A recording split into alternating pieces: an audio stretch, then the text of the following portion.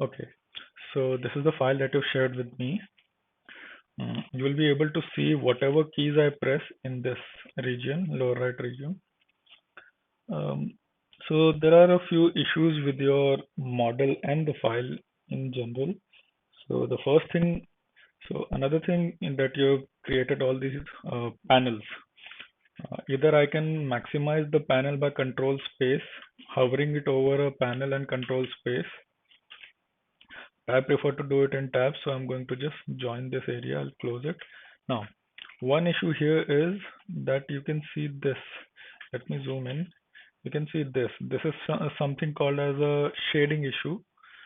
It's pretty evident in the model, and that is why your model, the final render, it didn't look too good. The first reason for these things to appear, one of the first reason is this uh, displace modifier. So just keep an eye on this. As soon as I remove the displace modifier, it will rectify. So look at this. So this is done. So you can directly render this. Um, uh, Actually, you know what? You can directly render this, but I'll show you something else also. So what I'm going to do is I'm going to click this and I'll enable wireframe mode.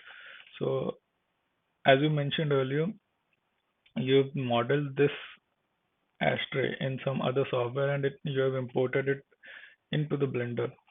So you can see every face, this face is divided into small triangles. This is one, two, three, and multiple triangles. So we can rectify this with the decimate modifier. Just keep an eye in this region.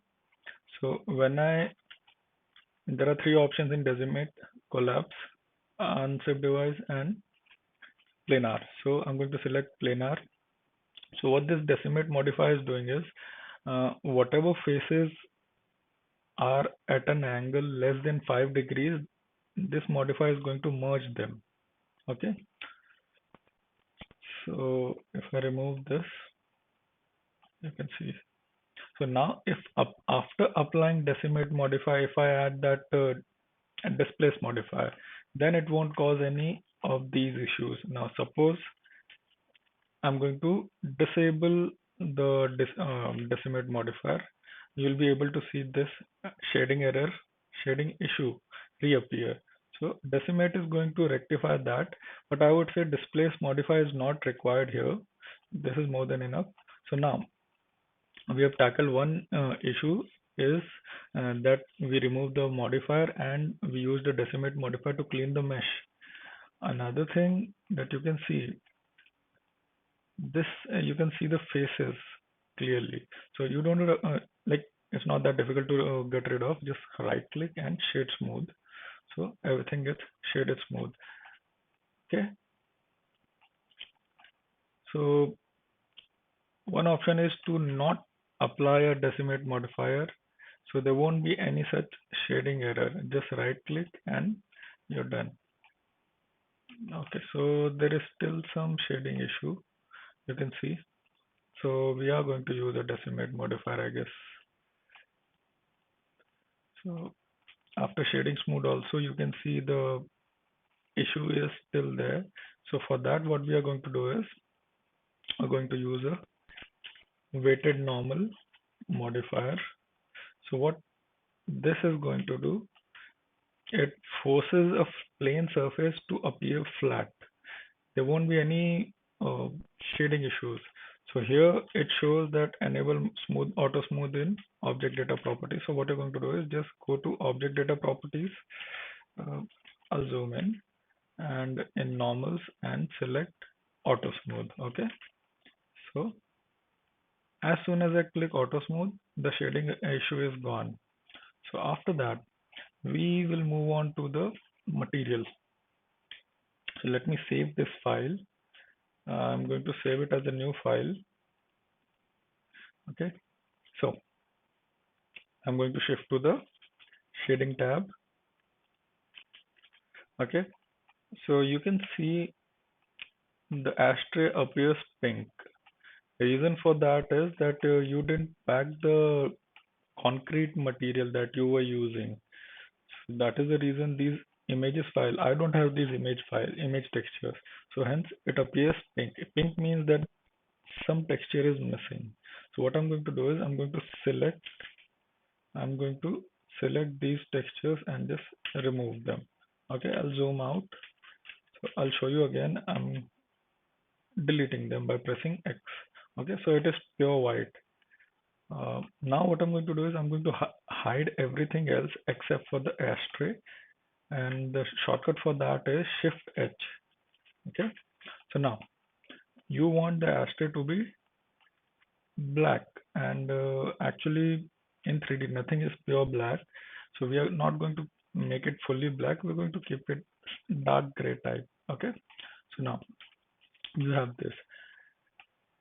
So instead of using a concrete texture, what I'm going to do is I'm going to press Shift A and click on search and search for noise, Noise, noise texture, not white noise, noise texture.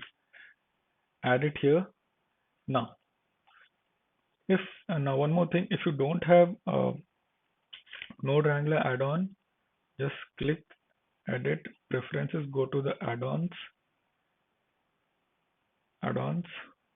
and search for Node Wrangler. Just make sure this is enabled. Okay, so I'm going to close this. I already have a Node Wrangler add-on. So with this noise texture selected, Control Shift and left click on the noise texture.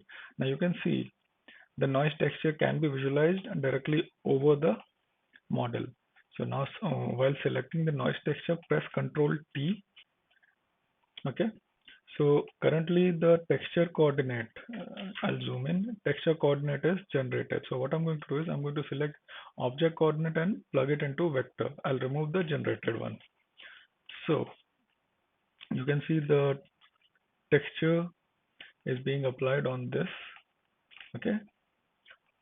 So noise texture, you can play with the scale also. Okay. So remember this, we have this black and white texture called as noise texture. We have already made this. Now again control shift on principal BSDF. So you don't see any effect of this noise texture because we have not connected this texture to principal BSDF. Before we do that, I want you to understand some more things. So just look at this roughness. Okay, so this roughness slider decides how much reflective this surface is going to be, this model is going to be. Okay, so if I keep it 0, it is totally reflective, it has a mirror finish, right? Okay, and if I keep it at 1, so it is not at all reflective, it causes 0 reflections. Okay, so remember 0 totally reflective, 1 is non-reflective, and 0.5 it is somewhat reflective like a normal material, normal surface. Now in Blender, black is 0, white is 1. Okay, so when we look at this noise texture, the places where it is black, it will be 0. The places where it is white, it will be 1. But this is not pure black and white. Okay, it is somewhere in between 0 and 1, somewhere in between black and white. It is more of a gray value. So you will get a range approximately from 0.2 to 0.8. Okay, so now if I plug this factor into the roughness node input, just wait a second. Now you can see there are some surface details. There is variation in the reflection. Okay, that is one thing. Now you want somewhat uh, texture over the surface to make it look like there is some detail. Okay, so we are going to use this same noise texture. Let me zoom in. So I'm going to press Shift A. I'm going to click search and I'm going to search for BUMP bump node and I'm going to place it here. Okay, so I'm going to take this factor and plug it into the height map, and I'm going to take this normal and plug it into the normal map. Let me zoom out first. Now I'm going to plug in the normal into the normal. So suddenly what you're going to see is there's a lot of geometry, lot of details over the surface, lot of bumps, uneven surface. We don't want this much detail. So we're going to reduce the strength. Okay, just keep an eye in this region while I reduce the strength. Okay, so I'm going to keep it at 0.2. Okay, so we have a different reflection. Now, one thing, you can stop the texturing process over here, but the issue here is the surfaces that appear to be elevated should be reflecting, not the surfaces that are uh, pushed down. Okay, so here it is opposite. So what we are going to do is I'm going to search for Shift A, search. I'm going to search for invert node. I'm going to add it in between the noise texture and the bump node. So now this will be physically correct. Let the material load. Now this is physically correct. The elevations are reflecting the light. Okay. So if you feel this is a bit too much, you can still reduce it to 0.1. Okay. Now if we switch off this bump node, you'll see the difference. Wait a second. Look at this region. I'll show you. Hmm? you this initially it was a flat surface. Now it has some details here. Okay. Of course, you can still increase it a bit. I'm going to keep it at 0.15. So now you have all the details and the reflection without any extra geometry. Okay. Now I'm going to save this now. Now the next question you had, how did I get the lighting like that? Let me clarify first that I don't like that lighting at all. It was what you wanted. That is why I used that. Okay. So this was your setup. Okay. Now if I go into the camera mode, camera view O, and if I go into the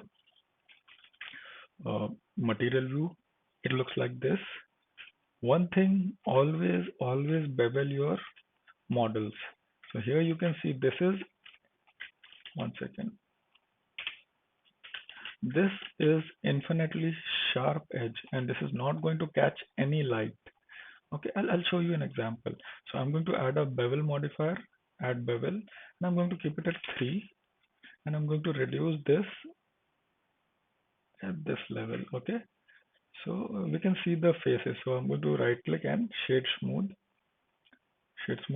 and I'm going to add harden normal, enable auto smooth from here. Okay, so now when you look at it from the camera view, I'll switch off the overlays. Now when you see, every edge is going to reflect some light.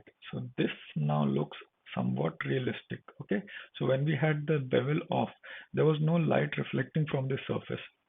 I'm sorry, I have a sore throat. Okay, so you can see there's no light reflecting when we don't have bevel. When we have the bevel, there is somewhat light reflecting over here. So always bevel every surface. That is one rule. Okay, let me save this now. Okay, so you wanted to know the lighting secret. You know what? I'll just open the initial file that I made. Let me see. Instead of explaining all of that in detail, I'll show you the direct setup. So I've done nothing special. So there's one cylinder that I cut into half. I'll show you how I made this. So I didn't do. I'll just. So I just added a cylinder. I'll just move it to one side. Grab by. Okay. So what I did was face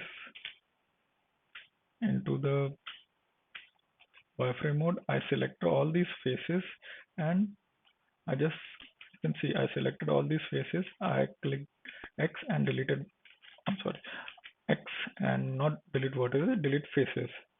Okay, so we have this. Now I scaled it down along the Z axis and I just placed it here. Okay, like this. So of course you can reduce the size. Okay, another thing, I'll just hide this first.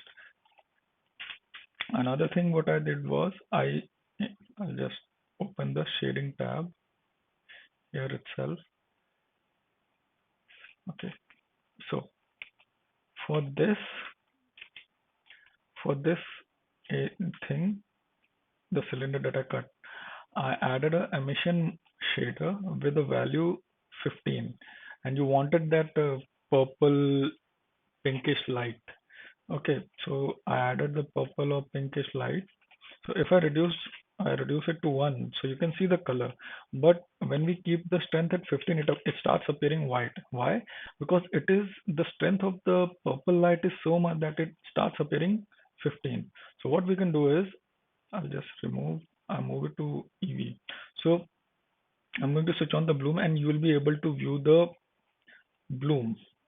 Can you see this? It is emitting light. This object is emitting light. Okay. So now if I go into the camera view, okay, it appears like this.